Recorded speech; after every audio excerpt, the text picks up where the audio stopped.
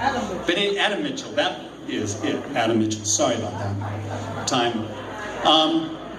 And he gave Vinnie my phone number, and I got a call from Vinnie. Vinnie came over to my house. He played me Boys Are Gonna Rock, played me No Substitute, and another song. Which song was that?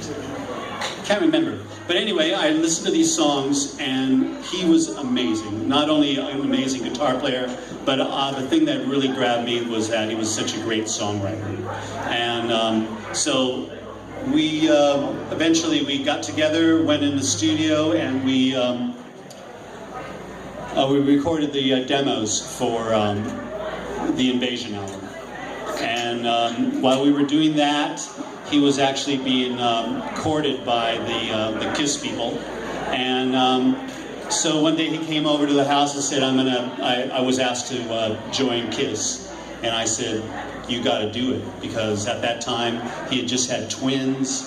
He and his wife were living in a very small apartment, and I thought, this is your big chance, go for it. So he did it, and months later he called me up and told me that he was no longer in KISS and that he wanted to finish up the Invasion album.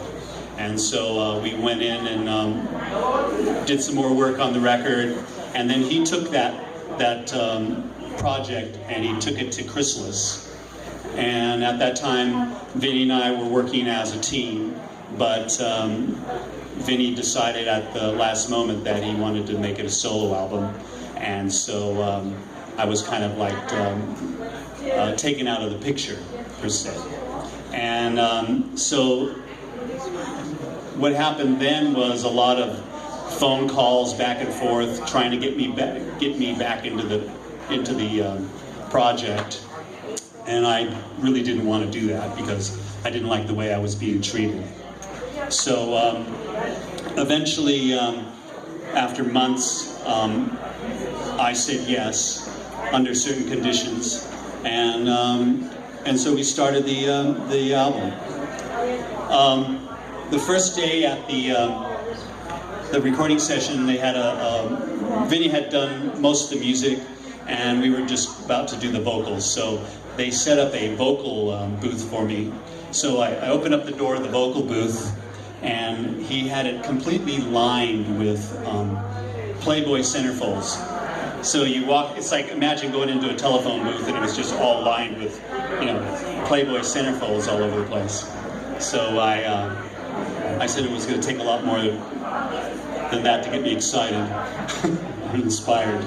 But anyway, we started doing the album, and it was all very good.